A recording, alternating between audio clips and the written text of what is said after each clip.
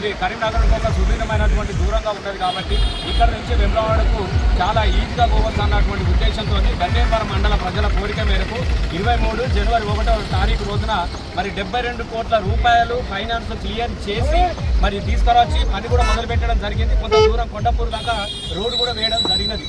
మరి ఆ రోజు ఎట్లా రోడ్డు శాంక్షన్ అవుతుందన్నటువంటి మొదలు తెలుసుకొని ఆ రోజు ప్రతిపక్షంలో ఉన్నటువంటి కవ్వంపల్లి సత్యనారాయణ గారు ఇక్కడ ఉన్నటువంటి కొంతమందిని కాంగ్రెస్ కార్యకర్తలు రెచ్చగొట్టి రోడ్డు కోసము రోడ్డు రాజకీయాలు, బురద రాజకీయాలు, కంకర రాజకీయాలు అన్నీ కూడా చేసి మేమేదో చేతగానులలాగా మాట్లాడినటువంటి విషయం కూడా మీ అందరికీ తెలుసు. నేను గెలిచిన తర్వాత 100 రోజుల లోపలనే ఈ రోడ్డు పూర్తి చేస్తా అని చెప్పేసి గన్నేరువరం సాక్షిగా ఒకవేళ రోడ్ వేయకపోతే నన్ను చెప్పుతో కొట్టమని చెప్పేసి కవ్వంపల్లి గారు ఆ రోజు గన్నేరువరం మండల కేంద్రంలో సభలో మాట్లాడినటువంటి విషయం కూడా మీ అందరికీ తెలుసు. ఈయన మోసం మాటలు నమ్మి ఒక్కసారి అవకాశం వచ్చిన తర్వాత 100 రోజులు అయిపోయినది, ఇలా 33 నెలలు అయితే ఉన్నది కాంగ్రెస్ పార్టీ అధికారంలోకి వచ్చి కవ్వంపల్లి గారు ఎమ్మెల్యేగా గెలిచి.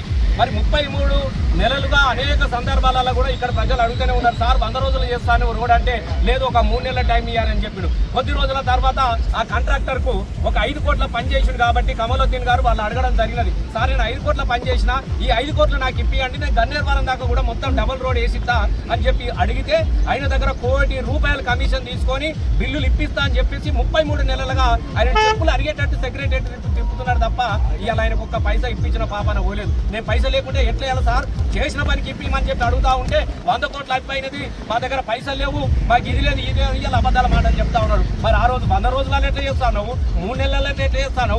ఒక రోజు గన్నేరువరం దగ్గర మీటింగ్ పెట్టి నేను పొత్తూరు దాకా తీసుకోపోను కానీ గన్నేరువరం దాకా తీసుకొస్తా అని చెప్పినారు. ఇలా ప్రజలంతా 33 నెలలుగా ఎదురు చేసి ఓపిక నశించి చిన్నపిల్లలకు స్కూల్ బస్సులు బంద్ అయిపోయినాయి, ఆటో వాళ్ళు రావడం లేదు, చదువుకునే పిల్లలు చదువులు బంద్ చేసే పరిస్థితి వచ్చినది, యాక్సిడెంట్లు అయినది, ఆటోలు మొత్తమే బంద్ అయిపోయినది. ఈ ఎమ్మెల్యే గారు మాత్రం రావాలంటే అట్లా వడ్లూరు నుంచి మేము వేసిన రోడ్డుతోని తిరిగి గన్నేరువరం పోతా ఉన్నాడు. మరి నువ్వు ఏడాదికో 6 నెలలకోసారి ఆనంగా తిరిగిపోతున్నావు, ఓకే, ప్రతిరోజు ప్రయాణం చేసే ప్రజలు చాలా తీవ్రమైన ఇబ్బందులు పడతా ఉన్నారు కదా సార్, ఇలా గతంలో మీరే రోడ్డు తీసుకొచ్చారు, దయచేసి మీరే ఏమియండి అని చెప్పేసి ఇలా గన్నేరువరం ప్రజలందరూ కూడా మా బీఆర్ఎస్ పార్టీ ఆధ్వర్యంలో ఇలా పిల్ల జిల్లా ముసలి ముత్తుక మొత్తం కదిలొచ్చి ఇలా మహాపాదయాత్ర చేస్తున్నారు. కాబట్టి ఇప్పటికైనా కవ్వంపల్లి గారు మీరు కళ్ళు తెరవండి, మీతోని చేత కాకపోతే ఆ రోజున చెప్పు దెబ్బలు కొట్టుమని చెప్పినా కాబట్టి చెప్పులతోని చెంపలు వేసుకొని నాతోని కాదని దండం పెట్టి గన్నేరువరం ప్రజలు క్షమాపణ కోరండి, మేమన్నా ఇంటికి చందాలు వేసేసుకొని ఈ రోడ్డు కంప్లీట్ చేస్తామని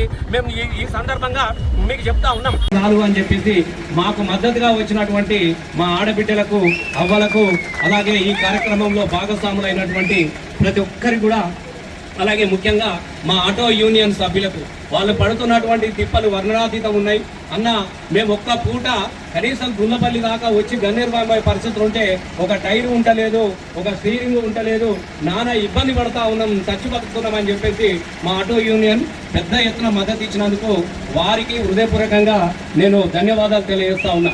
ముఖ్యంగా ఈ కార్యక్రమంలో భాగస్వాములు అయినటువంటి అందరికీ మనందరి డిమాండ్ వెంటనే డబల్ రోడ్డు, వెంటనే డబల్ రోడ్డు, వెంటనే డబల్ రోడ్డు. రోడ్డు వేస్తావా, రోడ్డు వేస్తావా, రోడ్డు వేస్తావా? కాబట్టి ఈ డిమాండ్ తోని ఈ కార్యక్రమంలో ఇప్పటిదాకా పెద్దలు చాలా మాట్లాడి మేము ఒక్కటే మాట్లాడుతూ ఉన్నాం. మొదటి నుంచి కూడా అనేకమైనటువంటి అబద్ధాలతోని గద్దెనెక్కినటువంటి ఈ కాంగ్రెస్ పార్టీ గతంలో నేను ఎమ్మెల్యే ఉన్నటువంటి కాలంలో మీ అందరికీ తెలుసు 2014 నుంచి 23 వరకు నేను ఉన్నటువంటి పరిస్థితులలో మరి గన్నేరువరం అనేది కనబడతా ఉంటుంది, కరీంనగర్ కనబడతా ఉంటుంది, నడమల నీళ్లు ఉంటాయి, చుట్టూ తిరిగిపోవాలంటే 30 కిలోమీటర్లు పోవాలి. కాబట్టి మారుమూల గ్రామం కాబట్టి దీన్ని ఒక మండల కేంద్రంగా చేస్తే కొంచెం అభివృద్ధి దొరుకుతుంది అన్నటువంటి ఆలోచన చేసినప్పుడు చాలా మంది వేరే మండల కేంద్రాలను అడిగారు. కానీ గన్నేరువరం మండలాన్ని మాత్రమే ఖచ్చితంగా ఇక్కడ చేయాలనేటువంటి ఉద్దేశంతో ఆ రోజు వినోద్ అన్న గారు, నేను ముఖ్యమంత్రితోని తెల్లారదాకా మాట్లాడి అది దాన్ని గ్రామ పంచాయతీగా ఉన్నటువంటి గన్నేరువరాన్ని మండల కేంద్రంగా చేసినాం. మరి మండల కేంద్రంగా చేయగానే ఇల్లు అలకంగానే పండుగ అవుతుందా బిడ్డ, మండలం అయితే చేసినావు కానీ ఇట్లా సింగిల్ రోడ్ కొంటా పోతే ఎట్లయితే ఇబ్బంది అవుతుంది కదా అన్నటువంటి చాలా మంది కోరిక మేరకు దీన్ని డబల్ రోడ్ చేయాలంటే ఇక్కడ గుండ్లపల్లి స్టేజ్ నుంచి పొత్తూరు వరకు దాటగొడితే యమునాడ కూడా ఈ నుంచి డబల్ రోడ్లు పోతాయి కాబట్టి చాలా మందికి ఈజీగా ఉంటది కాబట్టి నిజామాబాద్ పోవాలన్నా, కామారెడ్డి పోవాలన్నా, యమునవాడ పోవాలన్నా, బాసర సరస్వతి దగ్గరికి పోవాలన్నా ఈయనంగా దగ్గర ఉంటది అన్నటువంటి ఉద్దేశంతో ఆ రోజు అనేక మంది కోరిక మేరకు డబల్ రోడ్ కోసము ముఖ్యమంత్రి కేసీఆర్ గారిని అడగడం జరిగినది. ఎప్పుడైతే డబల్ రోడ్ తీసుకొస్తాడు అని చెప్పేసి ఏదైనా మాట్లాడితే రసమై బాలకేషన్ ఇడిచిపెట్టాడు, గ్యారంటీ సాధిస్తాడు, మండలాన్ని సాధించినట్టుగానే రోడ్డు కూడా తెస్తాడు.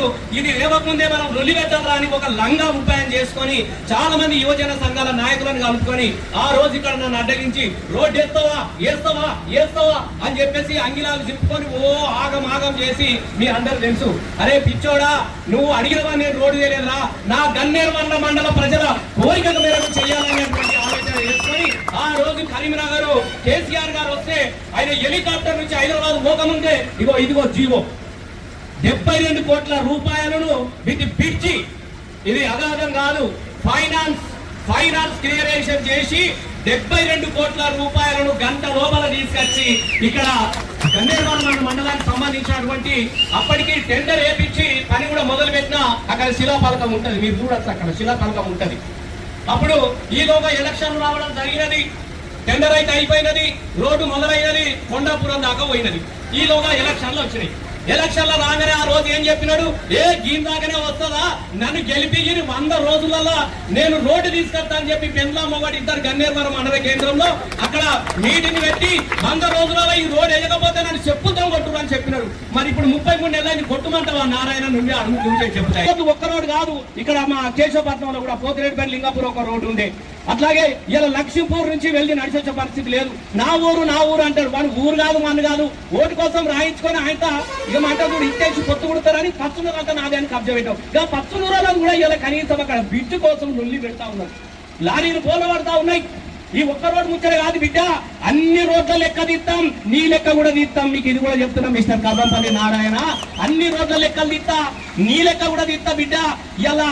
కాబట్టి నేను ఏం చెప్తున్నట్టే గన్నేరువరం సంబంధించినటువంటి ఈ రోడ్డును ప్రారంభించిన తర్వాత ఎందుకు శాతం అయితే లేదు, ఏం చెప్పినావు వారం అయిపోయినది, 3 నెలల తర్వాత చేస్తాయి నన్ను చూడూరు అని చెప్పేసి పాపం కమలోద్దీన్ వాడు చాలా మంచోడే.